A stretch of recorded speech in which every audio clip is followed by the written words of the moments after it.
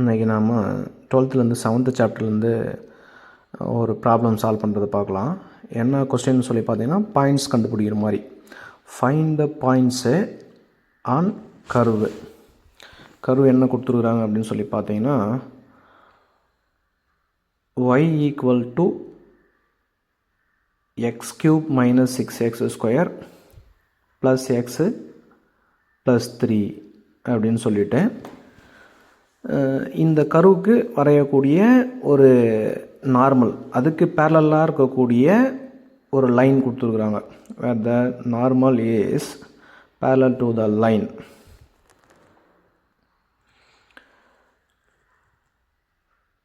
அது என்ன லைன்னு சொல்லி பார்த்தீங்கன்னா x plus y is equal to 1729 அப்படின்னு சொல்லிட்டு இந்த ஈக்குவேஷனுக்கு பேரலாக இருக்கக்கூடிய ஒரு நார்மல் மேலே இருக்கக்கூடிய ஒரு பாயிண்ட்டு, இதை நம்ம கண்டுபிடிக்கிறது எப்படின்னு சொல்லிட்டு இந்த ப்ராப்ளமில் பார்க்கலாம். கிவன் கர்வ் எழுதுகிறோம்.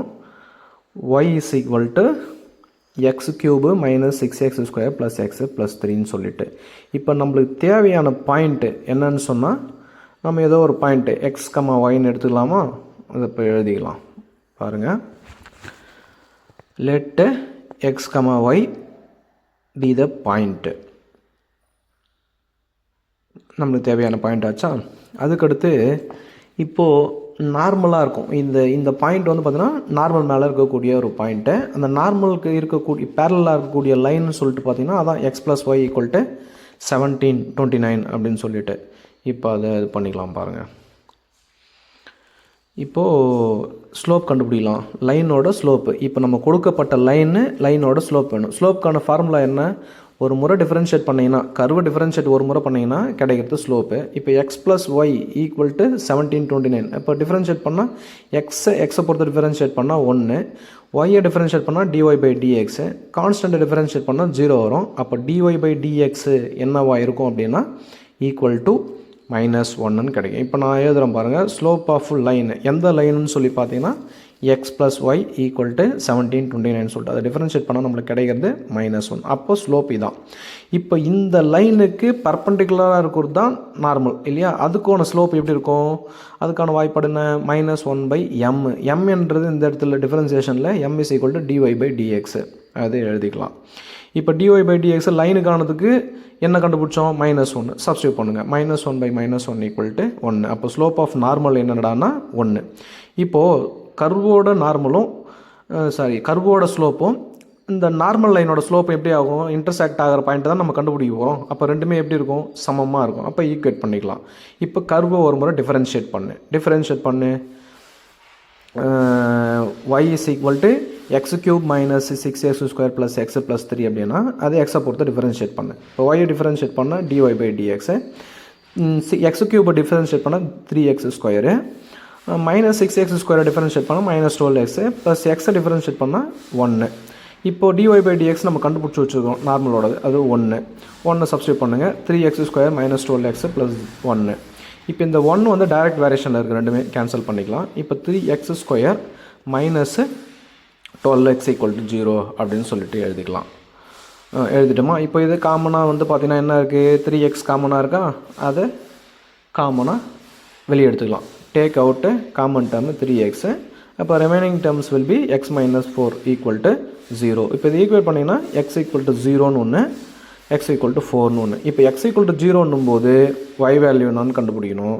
x ஈக்குவல் டு 4 அப்படின்னும் போது y வேல்யூ என்னான்னு சொல்லிட்டு கண்டுபிடிச்சோம்னா போதும்.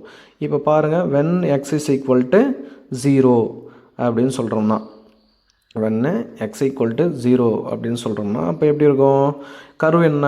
y equal to x cube minus 6x square plus x plus 3ன்னு சொல்லிட்டு அப்போது எக்ஸ் இருக்கிற இடத்துலலாம் 0 கொடுத்தீங்கன்னா அப்போ என்ன ஆகிடும்? 0 + 0 + 0 + 3 மட்டும் கிடைக்கும். அப்போ y ஈக்குவல் டு 3. அப்போ x ஈக்குவல் டு 0ன்னும் போது y வேல்யூ 3. அப்போ பாயிண்ட் எப்படி எழுதலாம்? x, yன்ற ஃபார்மில் இருக்கும். அப்போ 0, 3 அப்படின்னு சொல்லிட்டு எழுதிக்கலாம். இது ஒரு பாயிண்ட்டு. இப்போ அடுத்த பாயிண்ட் என்ன? எக்ஸ் ஈக்குவல் டு என்ன ஒரு வேல்யூன்னு சொன்னால் 4. அப்போ when எக்ஸ் ஈக்குவல் டு 4ன்னு சொல்லி அதே கர்வில் சப்ஸ்டியூட் பண்ணுங்கள். கர்வ் என்ன? y equal to x cube minus 6x square plus x plus 3ன்னு சொல்லிட்டு இப்போது எக்ஸ் கியூப்னால் இப்போ என்ன எழுதணும்? 4 கியூப்னு எழுதிங்க. -6 × 4 ஸ்கொயரு ப்ளஸ் 4 ப்ளஸ் 3 ஆச்சா. இப்போது 4 க்யூப் பண்ணோம்னா என்ன வரும், 3 முறை எழுதணும். 4 மல்டிப்ளை பண்ணோம்னா என்ன வரும், 64 மைனஸு 6 × 16 பண்ணுங்கள், ப்ளஸ்ஸு 4 + 3 7. இப்போ 64 மைனஸு 96 வருமா, 16 × 6 96 ப்ளஸ் 7. இப்போ இதை பண்ணோம்னா எவ்வளோ வரும், 71. ப்ளஸ் நம்பர்லாம் ஆட் பண்ணிக்கலாம். 71 மைனஸ் 96 25 வரும், -25 வரும். இப்போ பாயிண்ட்ஸ் என்னவா இருக்கும் அப்படின்னு சொல்லி பார்த்தீங்கன்னா, இதுக்கு x = 4 y = -25. Point of the form 4, -25ன்னு சொல்லிட்டு. அப்போ நம்மளுக்கு தேவையான பாயிண்ட்ஸ் என்ன,